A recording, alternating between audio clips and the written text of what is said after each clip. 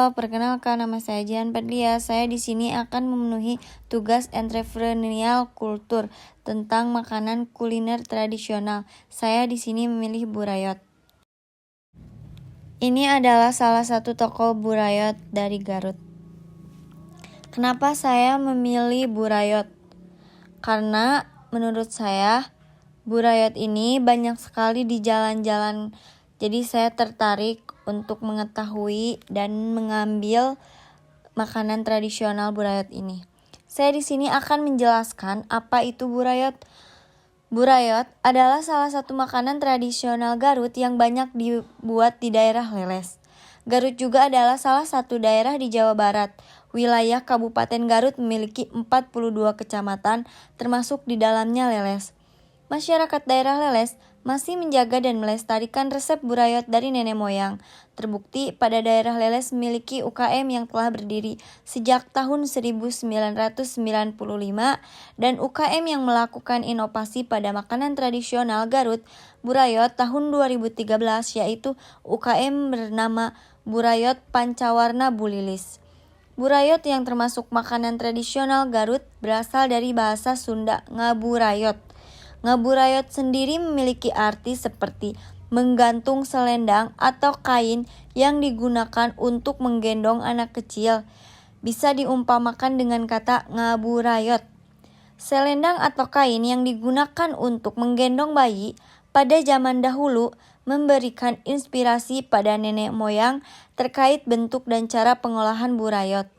Burayot yang terbuat dari bahan baku utama seperti tepung beras, kacang merah, dan gula merah banyak dijumpai pada daerah Garut, terutama kebanyakan masyarakat Garut yang memiliki pekerjaan bercocok tanam. Membuat bahan baku seperti itu tidak susah untuk didapatkan. Bentuk selendang yang dijadikan gendongan pada zaman dahulu sampai sekarang memiliki bentuk yang menggantung. Anaknya yang dimasukkan ke dalam selendang dan selendang tersebut bertumpu dan menggantung pada pundak orang yang menggendongnya, memberikan inspirasi bentuk burayot yang menggantung. Bahan-bahan burayot ada tepung beras, gula merah, vanili, kacang merah, minyak goreng. Lalu ada analisis SWOT burayot. Ada strength yaitu kekuatan. Yang pertama, burayot memiliki keunikan yang telah berinovasi dengan menambahkan rasa dan warna yang menarik. Yang kedua, produksi burayot yang baru dibuat ketika ada pesanan membuat masa kedaluarsa burayot lebih panjang. Weakness, kelemahan. Makanan tradisional burayot yang tidak memiliki masa kedaluarsa yang lama, cukup lama, hanya bertahan kurang lebih 9 hari setelah dimasak. Yang kedua, hanya menggunakan iklan dari media sosial Instagram dan berjualan di pinggir jalan. Opportunity, peluang. Yang pertama, bisa menjadi potensi lapangan pekerjaan bagi masyarakat. Yang kedua, adanya peluang untuk masyarakat luas mengetahui tentang salah satu makanan tradisional burayot yang berasal dari Garut, Jawa Barat. Yang ketiga, membuat jajanan tradisional kembali diminati oleh banyak masyarakat. Ada threat, ancaman. Yang pertama, persaingan dari makanan-makanan yang telah banyak disukai dan diminati oleh kebanyakan orang.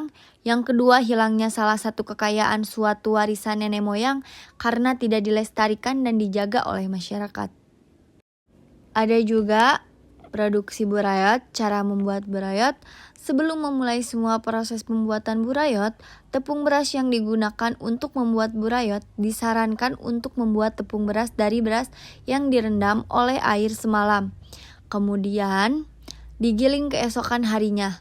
Manfaat dari pembuatan sendiri, tepung beras sendiri adalah tekstur dari makanan tradisional burayot tersebut lebih terasa empuk daripada tepung beras yang beli di pasar. Langkah awal pada pembuatan burayot berawal dari pemasakan gula merah yang dicampur dengan air secukupnya. Aduk hingga gula merah menjadi cair, tambahkan sedikit garam, kacang merah bubuk, dan aduk terus sampai semua adonan tercampur rata. Kemudian tunggu hingga gula merah dan bahan lainnya yang dimasak menjadi cair. Yang kedua, setelah adonan gula merah telah mendidih dan telah bercampur dengan adonan sebelumnya, tahap selanjutnya adalah mencampur adonan gula merah cair dengan tepung beras yang dibuat sendiri dari beras yang direndam semalam, kemudian digiling esok harinya. Yang ketiga, aduk adonan cair gula merah dan tepung beras menggunakan alat aduk agar semua bahan tercampur. Penggunaan alat untuk mengaduk semua adonan berfungsi untuk menghindari panas dari gula merah cair yang masih panas dan membuat adonan tersebut terhindari dari bakteri. Jika diaduk menggunakan tangan, pengadukan adonan tersebut selesai jika adonan burayot mentah telah menjadi kalis atau semua bahan telah tercampur rata. Setelah adonan telah tercampur atau kalis, adonan siap untuk dicetak. Namun sebelum dicetak, adonan akan didiamkan dahulu beberapa menit sehingga uap panas yang ada di dalam adonan tersebut keluar. Atau adonan tersebut sudah memiliki suhu yang tidak terlalu panas atau dingin. Ketika adonan sudah dingin, proses selanjutnya adalah membuat adonan menjadi bulat-bulat kecil. Yang kelima, setelah adonan dibuat bulat di atas plastik, kemudian proses selanjutnya adalah membuat adonan tersebut pipih. Pada tahap ini, adonan yang dipipihkan tidak boleh terlalu tipis dan tidak boleh juga tebal. Jika adonan masih tebal, akan berdampak pada burayot yang memiliki tekstur lebih keras. Namun jika terlalu tipis, burayot yang sudah dimasak akan terasa kering. Yang keenam, setelah adonan dipipihkan, maka proses selanjutnya adalah memanaskan minyak goreng hingga benar-benar panas. Minyak yang dipanaskan dahulu hingga benar-benar setelah minyak benar panas, maka adonan burayot pipih siap dimasukkan ke dalam minyak yang sudah sangat panas.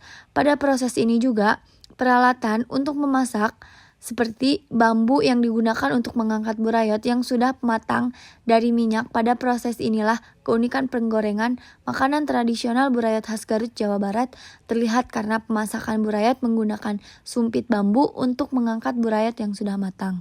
Yang ketujuh, adonan pipih burayot yang dimasukkan pada minyak panas akan dengan cepat matang. Tanda dari adonan tersebut matang adalah adonan tersebut akan menggelembung atau menjadi besar, kemudian terangkat ke atas minyak sehingga seperti mengapung pada permukaan minyak. Yang kedelapan, setelah adonan mengapung dan terangkat di atas minyak, proses selanjutnya adalah menjahit adonan tersebut menggunakan bambu khusus seperti sumpit, lalu diangkat adonan tersebut dengan cara nusuk bagian atas adonan yang sudah matang. Kemudian mengangkatnya dari minyak. Setelah diangkat, letakkan pada tempat penirisan minyak. Proses ini berfungsi agar burayot mengeluarkan sisa minyak yang terdapat pada makanan burayot tersebut. Yang kesembilan, setelah diangkat dari penggorengan, burayot akan didiamkan dahulu pada suatu tempat. Tujuannya adalah agar burayot tersebut tidak memiliki suhu panas sebelum tahap selanjutnya, yaitu pengemasan. Proses ini juga memiliki tujuan agar minyak yang terdapat pada makanan burayot semakin berkurang, sehingga kedaluarsa yang terdapat dalam makanan tradisional burayot cukup lama. Lalu ada tahap terakhir. Ini tahap terakhir, tahap ke-10. Tahap selanjutnya, setelah salah satu makanan tradisional Garut burayot ini dingin, maka akan dimasukkan ke dalam kemasan dan siap untuk diperjualbelikan. Lalu ada pemasaran burayot dengan berjualan di pinggir jalan melalui Instagram dan melalui media lainnya. Ada juga SDM-nya. Ada 1 karyawan, bagian produksinya 1 karyawan, pengemasannya ada 1 karyawan juga. Lalu di sini tuh di burayot ini tuh gak ada aturan, tapi kayak karyawan harus datang tepat waktu dan harus bisa membuat burayot. Sudah segitu. Ini review aku pas lagi makan burayot. Ini